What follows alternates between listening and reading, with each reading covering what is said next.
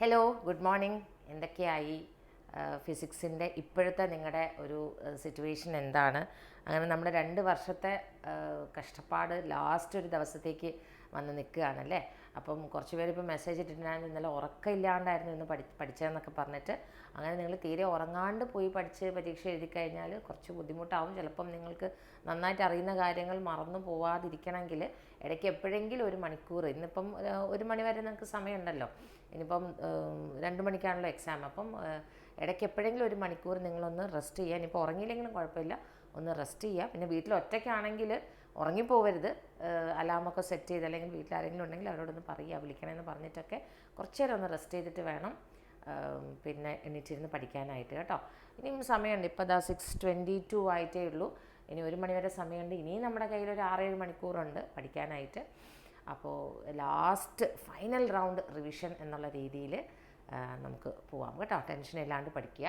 അപ്പോൾ നമ്മൾ കഴിഞ്ഞ ദിവസം പ്രീവിയസ് ഇയർ ക്വസ്റ്റ്യൻസ് ചെയ്തിട്ടുണ്ടായിരുന്നു. 2017 മുതൽ 19 വരെയുള്ള ക്വസ്റ്റ്യൻസ്. അതായത് നമ്മൾ ഫസ്റ്റ് ടെക്സ്റ്റാണ് 2 പാർട്ടായിട്ട് ചെയ്തത്. എന്നിട്ട് റേ ഓപ്റ്റിക്സ് മുതൽ ഇനി ചെയ്യാനുണ്ടായിരുന്നു. അപ്പോൾ ഈ വീഡിയോ നിങ്ങൾ കാണാണ്ട് പോകരുത്. ഒരു 2x ഇട്ടിട്ട് ഒന്ന് കണ്ടുപോയിക്കോളുക. കാരണം ഇതിനകത്തുനിന്ന് കുറച്ച് കോൺസെപ്ച്വൽ ക്വസ്റ്റ്യൻസും അല്ലാതെയുള്ള ന്യൂമറിക്കൽ ആപ്ലിക്കേഷൻ ക്വസ്റ്റ്യൻസൊക്കെ കുറച്ച് നല്ല ക്വസ്റ്റ്യൻസ് കാണുന്നുണ്ട്. ചിലപ്പോൾ ഇത് തന്നെ വന്നാലോ.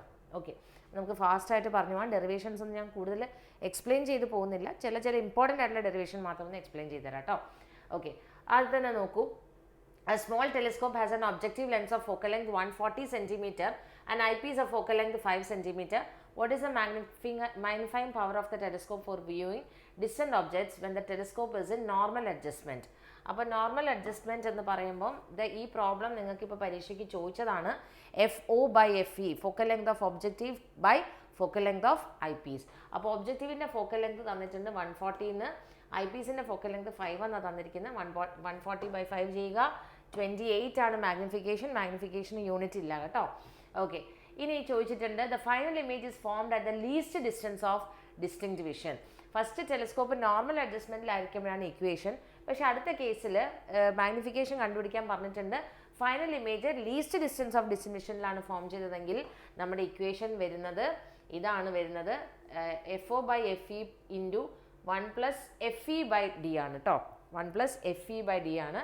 അപ്പോൾ 140/5 ഇൻറ്റു 1+FE എത്രയാണ്? 5/D എന്ന് പറഞ്ഞു കഴിഞ്ഞാൽ ക്യാപിറ്റൽ D എന്ന് കൊടുത്തേക്കുക. എന്തുവാണത്? Least distance of distinct vision ആണ്.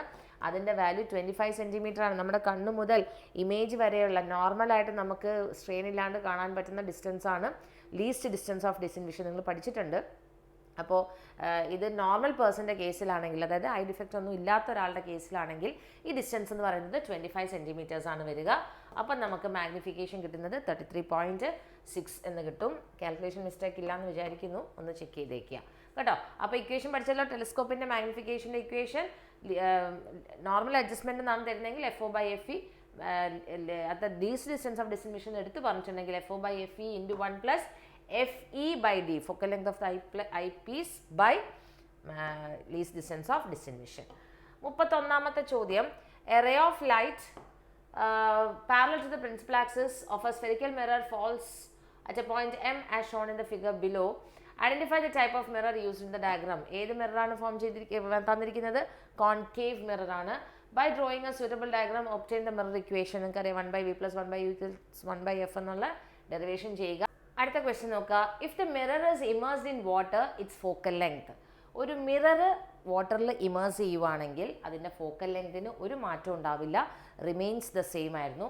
പക്ഷേ if a convex lens is immersed in water എന്നായിരുന്നെങ്കിൽ അതിൻ്റെ ഫോക്കൽ ലെങ്ത് ഇൻക്രീസ് ചെയ്യുകയാണ് ചെയ്യുക. ഇറ്റ്സ് ഫോക്കൽ ലെങ്ത് ഇൻക്രീസസ് ആണ് കേട്ടോ.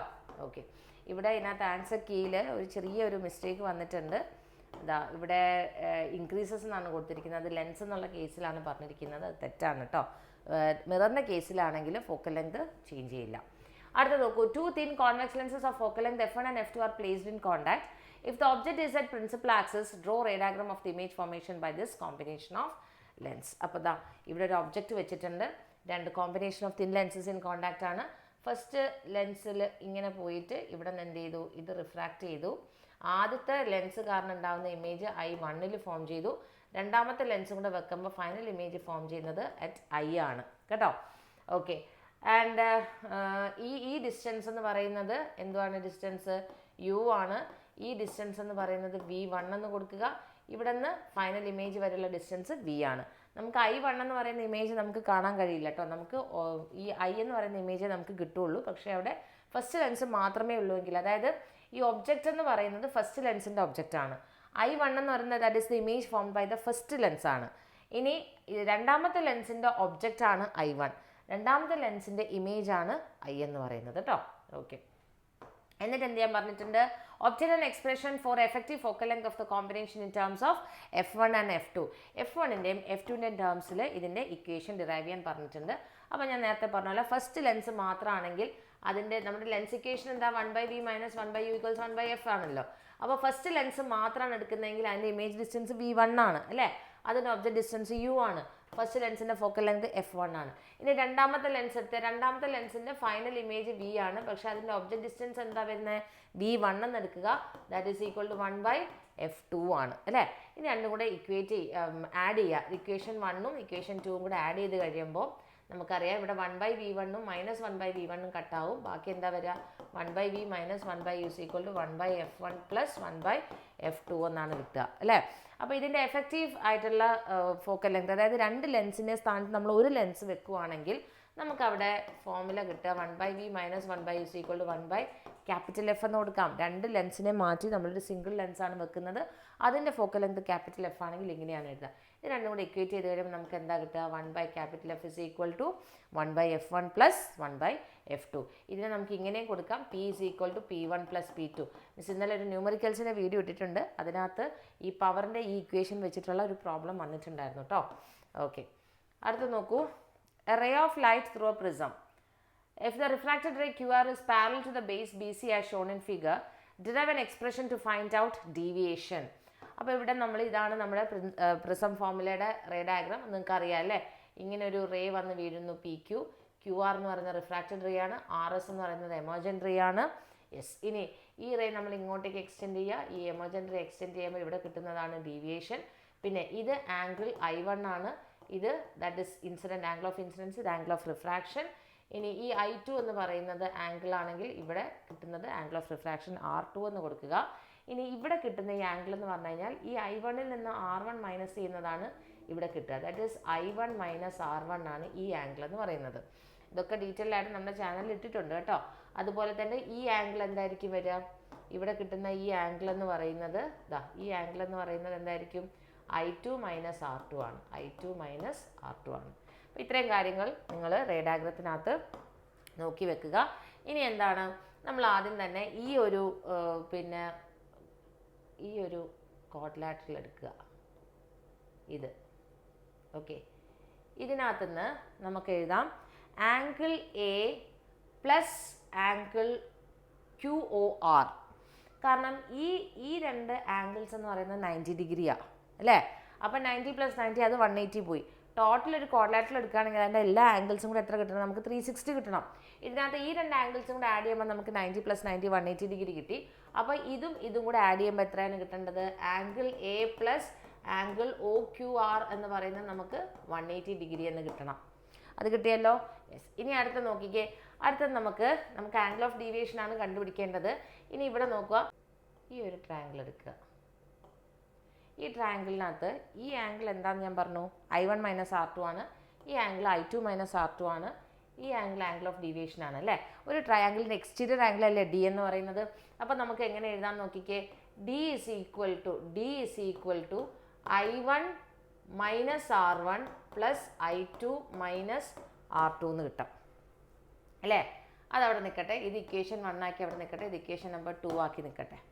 ഇനി ഈ ട്രയാങ്കിൾ എടുത്തു കഴിഞ്ഞാൽ നമുക്ക് കിട്ടുന്ന നോക്കൂ, ഇവിടെ 3 ആംഗിൾസ് ഉണ്ട്. ഒന്ന് R1 + R2 + ആംഗിൾ OQR എന്ന് പറയുന്നത് എത്രയാണ്? അതും 180 ഡിഗ്രി അല്ലേ. R1 + R2 + ആംഗിൾ OQR എന്ന് പറയുന്നതും 180 ഡിഗ്രിയാണ്. അപ്പോൾ ഈ ഫസ്റ്റ് ഇക്വേഷനും തേർഡ് ഇക്വേഷനും കൂടെ കമ്പയർ ചെയ്യുമ്പം ഇവിടെ OQR ഉണ്ട്, ഇവിടെ OQR ഉണ്ട്. രണ്ട് സൈഡിലും നമുക്ക് RHS കിട്ടുന്നത് 180 ഡിഗ്രി ആണെങ്കിൽ ഈ ആംഗിളും ഈ R1 + R2 ഈക്വൽ ആണെന്ന് എഴുതി കൂടെ. അപ്പോൾ A = നമുക്ക് എന്തോ കിട്ടി? R1 + R2 എന്ന് കിട്ടി അല്ലേ. ഇനി ഇതിനകത്ത് ഈ ആംഗിൾ ഓഫ് ഡീവിയേഷനെ നമ്മളൊന്ന് റീറൈറ്റ് ചെയ്തിട്ട് D = I1 + I2 - R1 + R2 എന്ന് എഴുതാമല്ലോ. സംശയമൊന്നുമില്ലല്ലോ. I1 + I2 minus of R1 + R2. Minus of R1 + R2 എന്ന് പറയുന്നത് തന്നെയല്ലേ -R1 - R2, അത് തന്നെയല്ലേ ഇവിടെ എഴുതിയിരിക്കുന്നത്. ഇനി R1 + R2 എന്ന് പറയുന്നത് എന്താണ്? A അല്ലേ. അപ്പോൾ angle of deviation is equal to I1 + I2 - A എന്ന് കിട്ടിയോ? Angle of deviation equals I1 + I2 - A. അതാണ് നമ്മളോട് ഇവിടെ കാണാൻ പറഞ്ഞിരിക്കുന്നത് കേട്ടോ. അപ്പോൾ ഇക്വേഷൻ 1ഉം 3ഉം അടുത്തടുത്ത് എഴുതിയിട്ട് അടുത്ത ഇക്വേഷനായിട്ട് ഇക്വേഷൻ 2 എഴുതിയാൽ മതി. ഞാനിത് ഇങ്ങനെ എഴുതിയപ്പോൾ ഓർഡർ ഒന്ന് മാറിപ്പോയതാണ്. നിങ്ങൾക്ക് സംഭവം മനസ്സിലായിട്ടുണ്ടാകും. പ്രിസം ഫോർമുല നിങ്ങൾ നന്നായിട്ട് പഠിച്ചിട്ടും ഉണ്ടായിരിക്കും എന്ന് അറിയാം മിസ്സിന്. ഓക്കെ, ഇനി calculate angle of minimum deviation if angle A is 60 degree and refractive index of the material of the prism is 1.62. നമുക്ക് ആംഗിൾ ഓഫ് ഡീവിയേഷൻ ആണ് കണ്ടുപിടിക്കാൻ പറഞ്ഞിരിക്കുന്നത്. നമ്മുടെ പ്രിസം ഫോർമുല എന്താണ്? N is equal to sin A plus D/2 by sin A/2. Angle of prism 60 degree ആണ്, equilateral prism ആണ്. അപ്പോൾ ഇത് സബ്സ്റ്റിറ്റ്യൂട്ട് ചെയ്തിട്ട് നമുക്ക് ഫൈനലി D കണ്ടുപിടിക്കുക. 48 ഡിഗ്രി എന്ന് കിട്ടും കേട്ടോ. സൈൻ ഇൻവേഴ്സ് ഒക്കെ നിങ്ങൾക്ക് കാൽക്കുലേറ്ററിൽ ചെയ്യാൻ അറിയാമല്ലോ. ഷിഫ്റ്റ് കൊടുത്തിട്ട് സൈൻ കൊടുത്താൽ മതി. A concave lens always produces dash images. എന്ത് ഇമേജ് ആണ് ഫോം ചെയ്യുക? വെർച്വൽ ഇമേജ് ആണ് ഫോം ചെയ്യുന്നത്. കോൺകേവ് ലെൻസ് കോൺവെക്സ് ലെൻസ് ആണ് both virtual and real image form ചെയ്യുന്നത്. അതുപോലെ കോൺവെക്സ് മിററിലാണ് വെർച്വൽ ഇമേജേ ഫോം ചെയ്യുള്ളൂ. കോൺകേവ് മിറർ വെർച്വൽ ഇമേജും റിയൽ ഇമേജും ഫോം ചെയ്യാറുണ്ട്. Speed of light in glass is 2 × 10⁸ m/s. Refractive index of glass is, ഇത് നമ്മുടെ ആബ്സൊല്യൂട്ട് റിഫ്രാക്റ്റീവ് ഇൻഡെക്സിൻ്റെ ഇക്വേഷനാണ്. N is equal to C/V. C എന്ന് പറയുന്നത് speed of light in vacuum ആണ്. V speed of light in any medium ആണ്. അപ്പോൾ നമുക്കിവിടെ എന്തൊക്കെ തന്നിരിക്കുന്ന റിഫ്രാക്റ്റീവ് ഇൻഡെക്സ് അല്ലേ കണ്ടുപിടിക്കേണ്ടത്. അപ്പോൾ 3 × 10⁸ divided by speed of light in glass is 2 × 10⁸. ഇത് കട്ടായി 3/2 is 1.5 എന്ന് ആൻസർ വരുന്നു. For an equilateral prism made of a material of refractive index √2, find the angle of minimum deviation for a ray of monochromatic light. വീണ്ടും നമ്മൾ നേരത്തെ ചെയ്ത അതേ type question ആണ്. N is equal to sin A plus D/2 by sin A/2 ആണ്. അപ്പോൾ നമുക്ക് A plus D/2 സൈനും എന്താ കിട്ടുന്നത്? √2 ഇൻറ്റു എന്നിൻ്റെ വാല്യൂ എത്രയാണ്? √2 ഇൻറ്റു sin A/2 എന്ന് പറഞ്ഞാൽ A എന്നാണ് 60 ഡിഗ്രി. അപ്പോൾ sin 60/2 എന്ന് പറഞ്ഞാൽ sin 30.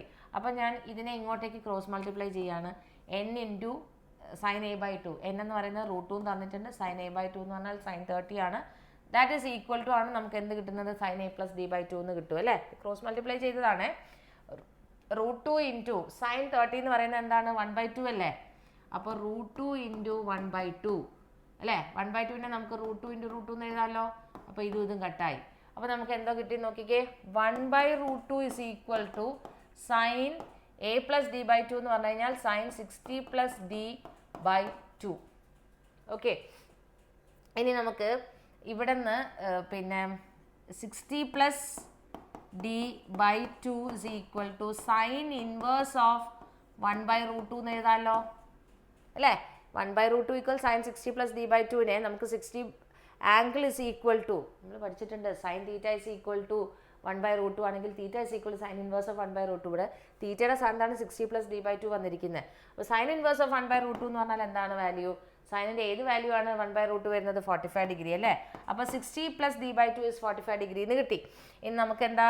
D ആണ് കണ്ടുപിടിക്കേണ്ടത്. അപ്പോൾ 60 plus D ഈക്വൽസ് ഈ 2 ഇങ്ങോട്ടേക്ക് എടുക്കുക. 2 × 45 എത്രയാണ്? 90 ഡിഗ്രി. അപ്പോൾ D is equal to 90 minus 60, that is equal to 30 degree എന്ന് കിട്ടും. പ്രോബ്ലം ചെയ്യുന്ന മനസ്സിലായോ? അങ്ങനെയാണ്, ശ്രദ്ധിച്ചോണം. ഇത് ആംഗിളിൻ്റെ ടേംസിൽ വരുമ്പം ഈ ചിലപ്പോൾ എന്നോട് ഒരിക്കൽ ചോദിച്ചിട്ടുണ്ടായിരുന്നു ഈ സൈനും കട്ട് ചെയ്തുകൂടെ എന്നൊക്കെ. അങ്ങനെയൊന്നും ചെയ്യാൻ പറ്റത്തില്ല കേട്ടോ. ആംഗിളാണത്, അങ്ങനെ നമുക്ക് സൈനായിട്ട് കട്ട് ചെയ്യാൻ പറ്റത്തില്ല. എന്നോടൊരു കുട്ടി ഡൗട്ട് ചോദിച്ചത് കൊണ്ടാണ് ഞാൻ എടുത്ത് പറയുന്നത്. അങ്ങനത്തെ തെറ്റുകൾ ചെയ്ത് വെക്കരുതേ. Okay, draw the ray diagram of a simple microscope that used a single convex lens. There are expression for its linear magnification. ഈ ഡെറിവേഷൻ നിങ്ങളിപ്പോൾ പഠിച്ചിട്ടില്ലെങ്കിൽ മാഗ്നിഫിക്കേഷൻ ഡെറിവേഷൻ ഒന്ന് ലാസ്റ്റ് മിനിറ്റ് പഠിക്കാൻ നിൽക്കണ്ട. പക്ഷേ റേ ഡയഗ്രാം കറക്റ്റായിട്ട് പഠിച്ചോളുക. മാഗ്നിഫിക്കേഷൻ ഇക്വേഷൻ എന്താണ് വരുന്നത്? Equation വരുന്നത് 1 ആണ്. 1 D/f ആണ് വരുന്നത്. 1 - V/f എന്ന് വരും. പക്ഷേ V എന്ന് പറയുന്നത് -D ആണ്. അപ്പോൾ minus of -D വരുമ്പോൾ 1 D/f ആണ് വരുന്നത്. If the image is formed at the least distance of distinct vision. ഇനി image is formed at infinity ആണെങ്കിൽ M is equal just D/f എന്ന് കൊടുത്താൽ മതി. അപ്പം റേ ഓപ്റ്റിക്സിനകത്തുള്ള ക്വസ്റ്റ്യൻസ് നിങ്ങൾക്ക് മനസ്സിലായല്ലോ. ആംഗിൾ ഓഫ് ഡീവിയേഷൻ്റെ ക്വസ്റ്റ്യൻ നിങ്ങൾ തെറ്റിക്കാണ്ട് ചെയ്തോണേ.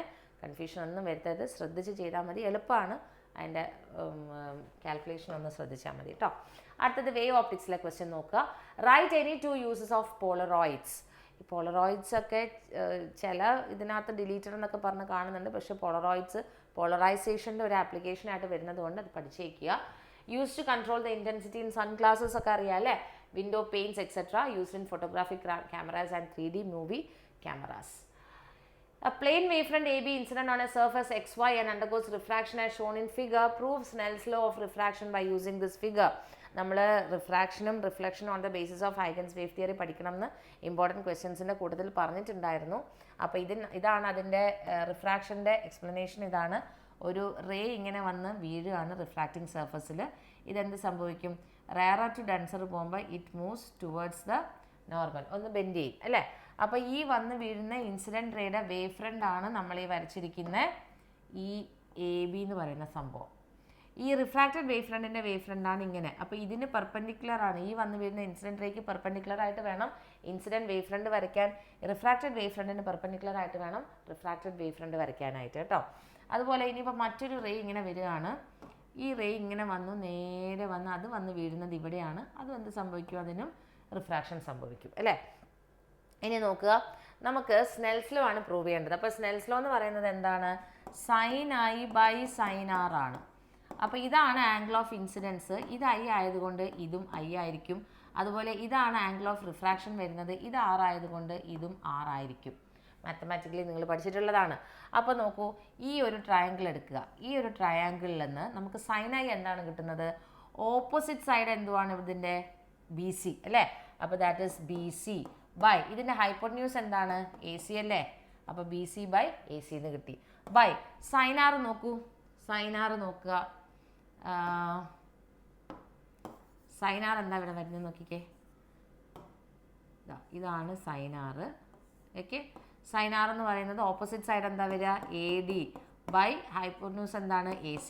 ഇതിപ്പോൾ വേറെ രീതിയിൽ ഇതിൻ്റെ ഡെറിവേഷൻ എടുക്കാറുണ്ട് കേട്ടോ. അപ്പോൾ നിങ്ങൾ ഏതെടുത്താലും കുഴപ്പമൊന്നുമില്ല, നിങ്ങൾ അതിനനുസരിച്ച് പഠിച്ചാൽ മതി. ഇത് കുറച്ചും കൂടെ സിമ്പിൾ ആയിട്ടുള്ളതായതുകൊണ്ടാണ് ഞാൻ ഇത് എക്സ്പ്ലെയിൻ ചെയ്യുന്നത്. ഞാൻ സാധാരണ ഇങ്ങനെയല്ല, വേറെ രീതിയിലാണ് ഞാൻ ഡെറിവേഷൻ പറഞ്ഞു കൊടുക്കാറുള്ളത്. അപ്പോൾ ഇനി AC കട്ടായിപ്പോയി, ബാക്കി എന്താ വരുന്നത്? BC ബൈ AD എന്ന് വന്നു അല്ലേ. BC ബൈ AD എന്നാണ് വന്നത്. അപ്പോൾ ഈ റേ ഉണ്ടല്ലോ, ഈ ഇൻസിഡൻറ്റ് വേവ് ഫ്രണ്ടിൽ നിന്നും ഇവിടേക്ക് എത്താൻ എടുക്കുന്ന അതേ സമയം തന്നെയാണ് ഈ റേ, റിഫ്രാക്റ്റഡ് റേ ഇവിടെ എയിൽ നിന്നും ഈ റിഫ്രാക്റ്റഡ് വേവ് ഫ്രണ്ടിലേക്ക് എത്താൻ എടുക്കുന്നത്. ഓക്കെ, അപ്പോൾ BC ബൈ AD, അതായത് what is that? It is the distance travelled ആണ്. ഡിസ്റ്റൻസ് എന്ന് പറഞ്ഞു കഴിഞ്ഞാൽ സ്പീഡ് ഇൻ ടു ടൈം അല്ലേ. അപ്പോൾ ഫസ്റ്റ് മീഡിയത്തിലെ സ്പീഡ് V1 ആണ്, സെക്കൻഡ് മീഡിയത്തിലെ സ്പീഡ് എന്ന് പറയുന്നത് V2 എന്ന് കൊടുക്കുക. സ്പീഡ് പക്ഷേ ടൈം സെയിം തന്നെയായിരിക്കും. ഈ റേ ഇവിടെ എത്താൻ എടുക്കുന്ന അതേ സമയം കൊണ്ട് തന്നെയാണ് ഈ റേ ഇവിടെ നിന്ന് ഇങ്ങോട്ടേക്ക് എത്തുന്നത്.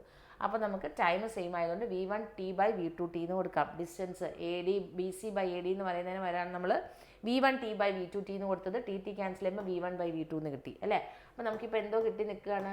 Sign I by sine R is equal to എന്തോ കിട്ടി? V1 ബൈ V2 എന്ന് കിട്ടി. ആൻഡ് നമുക്കറിയാം സ്നെൽസ് ലോ അനുസരിച്ച് V1 ബൈ V2 എന്ന് പറഞ്ഞാൽ N2 ബൈ N1 ആണ്. N2 by N1 equals V1 by V2 എന്ന് പറയുന്ന നമ്മളൊരു റിലേഷൻ പഠിക്കുന്നുണ്ട്. അപ്പോൾ ഇതിനകത്ത് നമുക്ക് എന്താ കിട്ടിയത് നോക്കൂ, sine I by sine R is equal to N2 by N1 എന്ന് കിട്ടിയോ? അതല്ലേ സ്നെൽസ് ലോ എന്ന് പറയുന്നത്. അപ്പോൾ സിമ്പിളായിട്ട് നമ്മളത് പ്രൂവ് ചെയ്തു. ഡയഗ്രം വരയ്ക്കുമ്പോൾ എപ്പോഴും ശ്രദ്ധിക്കുക, എല്ലാവരും തെറ്റ് വരുത്തുന്ന ഒരു കാര്യമുണ്ട്, ഇതിന് പാരലായിട്ട് ഇത് വരച്ച് വെക്കും. ഈ ഇൻസിഡൻറ്റ് വേവ് ഫ്രണ്ട്, ഈ റിഫ്രാക്റ്റഡ് വേവ് ഫ്രണ്ട് ഒരിക്കലും പാരലായിട്ട് വരയ്ക്കുന്നത് തെറ്റാണ്. പാരലായിട്ട് വരത്തില്ല, കാരണം ഈ റേ ഇങ്ങനെ റിഫ്രാക്റ്റ് ചെയ്താണ് വരുന്നത്. വേവ് ഫ്രണ്ട് എപ്പോഴും നമ്മൾ വരയ്ക്കുന്ന റേക്ക് പെർപെൻഡിക്കുലർ ആയിട്ട് വേവ് ഫ്രണ്ട് വരയ്ക്കാൻ പാടുള്ളൂ കേട്ടോ. ഓക്കെ, അടുത്ത നോക്കൂ, ഇതൊക്കെ കോൺസെപ്ച്വൽ ക്വസ്റ്റ്യൻസ് ആണ്. Sound wave do not exhibit. Sound വേവിന് ഒരിക്കലും പോളറൈസേഷൻ എക്സിബിറ്റ് ചെയ്യാൻ പറ്റത്തില്ല. ഇൻ്റർഫറൻസും ഡിഫ്രാക്ഷനും ഒക്കെ കഴിയുമായിരിക്കും, പക്ഷേ പോളറൈസേഷൻ പറ്റത്തില്ല. Next, the intensity of scattered light I in Rayleigh scattering is proportional to fourth power of wavelength ആണ്. പ്രൊപ്പോർഷണൽ ടു എന്ന് പറഞ്ഞാൽ actually it is inversely proportional to ആണ്. ക്വസ്റ്റ്യനിൽ ഒരു ചെറിയ പ്രശ്നമുണ്ട്. I proportional to 1 by lambda raise to 4 ആണ് കേട്ടോ. അപ്പോൾ proportional to fourth power of wavelength ആണ്. I proportional 1 by lambda raise to 4 ആണ്. വേവ് ഒപ്റ്റിക്സിൽ അതുപോലെ തന്നെ മിസ് ഇന്നലെ ചെയ്ത ന്യൂമറിക്കൽസിനകത്ത് ബാൻഡ് വിഡ്ത്തിൻ്റെ പ്രോബ്ലം ചെയ്തിട്ടുണ്ട്. പിന്നെ എക്സ്പ്ലനേഷൻ ഓഫ് റിഫ്ലക്ഷനും നിങ്ങളൊന്ന് പഠിച്ച് വെച്ചേക്കുക. അതൊക്കെ എളുപ്പമാണ്, ഭയങ്കര ഈസിയാണ്. കോൺഗ്രൻ്റ് ആണ്, രണ്ട് ട്രയാങ്കിൾസ് കോൺഗ്രൻ്റ് ആണെന്ന് എടുത്തിട്ട് I=R എന്ന് പ്രൂവ് ചെയ്യുന്നതാണ്. ഇത്രയേ ഉള്ളൂ വേവ് ഒപ്റ്റിക്സിൽ, എത്ര തന്നെ ഉള്ളൂ പഠിക്കാനായിട്ട്. അടുത്ത് നമുക്ക് നോക്കാം dual nature of radiation and matter. Dual നേച്ചറിനകത്തുനിന്ന് എന്തൊക്കെ ടൈപ്പ് ക്വസ്റ്റ്യൻ ന്യൂമറിക്കൽസ് എന്നുള്ള ചെയ്തിട്ടുണ്ടായിരുന്നു. അതിനകത്തുനിന്ന് ഒരു ഗ്രാഫിൻ്റെ ക്വസ്റ്റ്യൻസ്, അതായത് ലോസ് ഓഫ് ഫോട്ടോ ഇലക്ട്രിക് എമിഷനും കൂടെ ഉണ്ട് പഠിക്കാനായിട്ട്. അത് ഈ ക്വസ്റ്റ്യൻസിനകത്ത് വരുന്നുണ്ട്.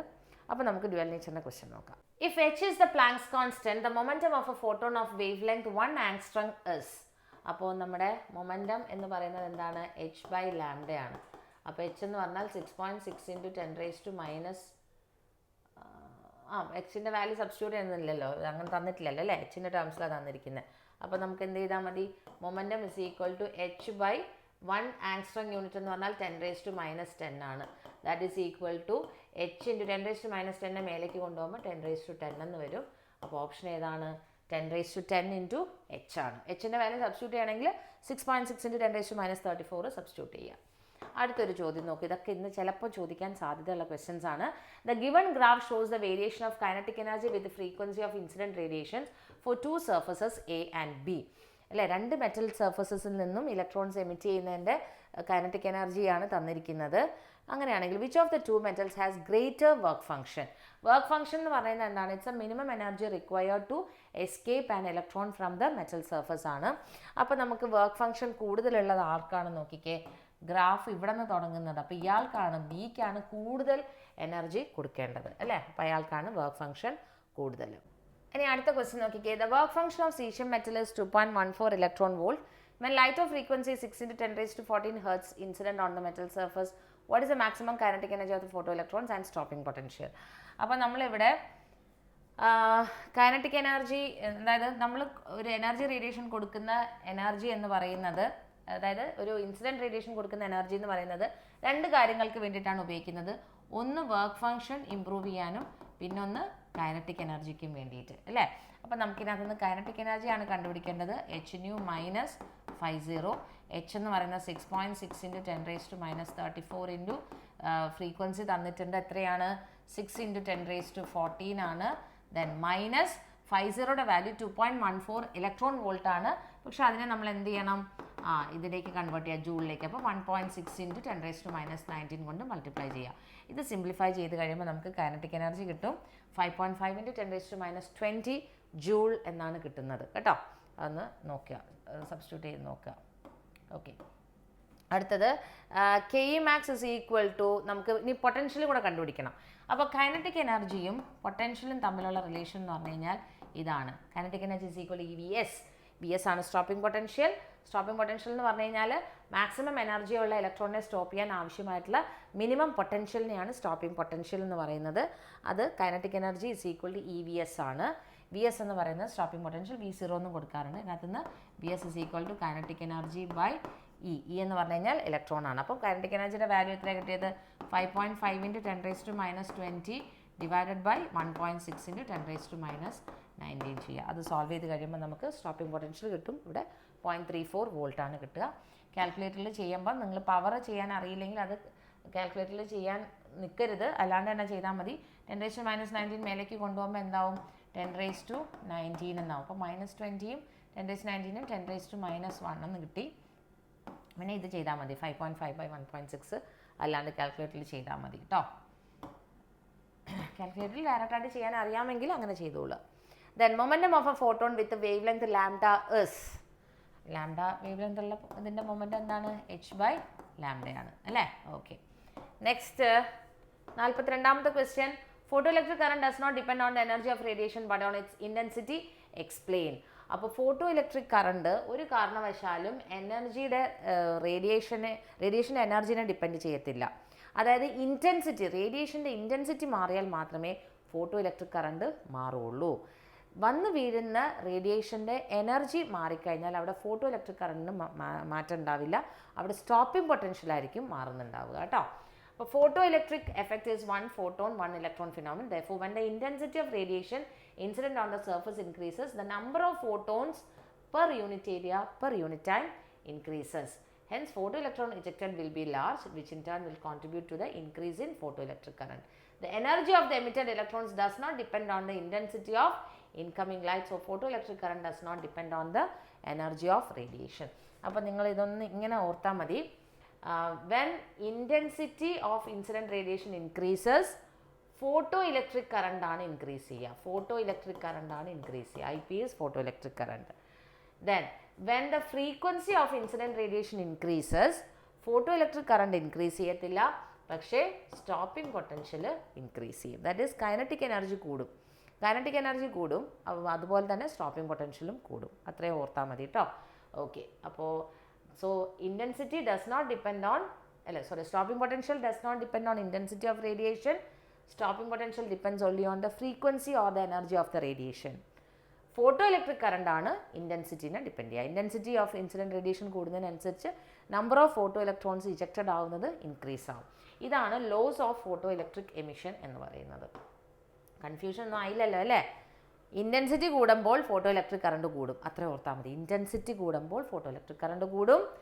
എനർജി ഓഫ് റേഡിയേഷൻ കൂടുമ്പോൾ സ്റ്റോപ്പിംഗ് പൊട്ടൻഷ്യലും കൈനറ്റിക് എനർജിയാണ് കൂടുക. കിട്ടിയോ പോയിന്റ്? ഓക്കെ, അടുത്ത നമുക്ക് നോക്കാം. Atoms. Niels Bohr made sudden modification in Rutherford's model by adding the ideas of quantum hypothesis. State Bohr's second postulate of quantization of angular momentum. ബോറിൻ്റെ 3 പോസ്റ്റുലേറ്റും പഠിച്ചു വെച്ചേക്കുക. അതിനകത്ത് രണ്ടാമത്തെ പോസ്റ്റുലേറ്റ് നിങ്ങളിപ്പം +1 കെമിസ്ട്രിയിൽ പഠിച്ച് അത് തന്നെ എഴുതിയാലും കുഴപ്പമൊന്നുമില്ല. എന്താണ്? L is equal to nh/2π എന്ന് കിട്ടുന്ന second postulate. Derive an expression for the radius and energy of the electron in the end orbit of hydrogen atom. റേഡിയസിൻ്റെ ഇക്വേഷൻ കണ്ടുപിടിക്കുക. എനർജിയുടെ ഇക്വേഷൻ -13.6/n² എന്നുള്ള ഡെറിവേഷൻ പഠിച്ചിട്ടില്ലെങ്കിൽ തൽക്കാലം അവസാന നിമിഷം പഠിക്കാനും നിൽക്കണ്ട, ഇക്വേഷൻ മാത്രം പഠിച്ചു വെച്ചാൽ മതി. ഓക്കെ, ഇക്വേഷൻ എഴുതുന്നതിന് ഒരു മാർക്ക് കിട്ടും കേട്ടോ. Name different series of lines observed in hydrogen spectrum. Lyman, Balmer, passion, bracket, fund. Draw energy level diagram of hydrogen. ഇതൊക്കെ വരയ്ക്കാൻ അറിയാമല്ലോ അല്ലേ? ലൈമാൻ്റെ കേസിലാണെങ്കിൽ 2:1, 3:1, 4:1 അങ്ങനെ വരയ്ക്കുക. ബാമർ സീരീസ് ആണെങ്കിൽ 3:2, 4:2, 5:2 അങ്ങനെ വരയ്ക്കുക. എളുപ്പമാണല്ലേ? ഇതൊക്കെ നമ്മൾ നല്ല രസത്തിൽ വരച്ച് പഠിച്ചിട്ടുള്ളതായിരിക്കണം. Unit of wave numbers. Wave നമ്പറിൻ്റെ യൂണിറ്റ് എന്താണ് വരിക? 1/λ ആണ് വേവ് നമ്പർ. അപ്പം 1/λ എന്ന് പറഞ്ഞാൽ മീറ്റേഴ്സിലാണല്ലോ, അപ്പം മീറ്റർ റേസ്ഡ് ടു -1 ആണ് വരിക. അടുത്ത ക്വസ്റ്റ്യൻ നോക്കിക്കേ. Energy of ground state of hydrogen atom is -13.6 electron volt. What is it's ionisation potential? Ionisation potential എന്ന് പറയുന്നത് 13.6 വോൾട്ട് ആയിരിക്കും. ഇലക്ട്രോൺ വോൾട്ട് എന്നാണ് ഇവിടെ ആൻസർക്ക് മിസ്റ്റേക്ക് ആണ്. 13.6 വോൾട്ട് ആണ്. പൊട്ടൻഷ്യലിൻ്റെ യൂണിറ്റ് വരുന്നത് വോൾട്ടിലാണ് വരുന്നത്. അയനൈസേഷൻ പൊട്ടൻഷ്യൽ ആണല്ലോ ചോദിച്ചിരിക്കുന്നത്. ഓക്കെ, അപ്പോൾ ഈ ക്വസ്റ്റ്യൻ തന്നെ നമുക്കിപ്പം ഈ ഒരു ടൈപ്പ് ഓഫ് ക്വസ്റ്റ്യൻ തന്നെ ഇപ്പോൾ മോഡൽ എക്സാമിനും ചോദിച്ചിട്ടുണ്ടായിരുന്നു അല്ലേ?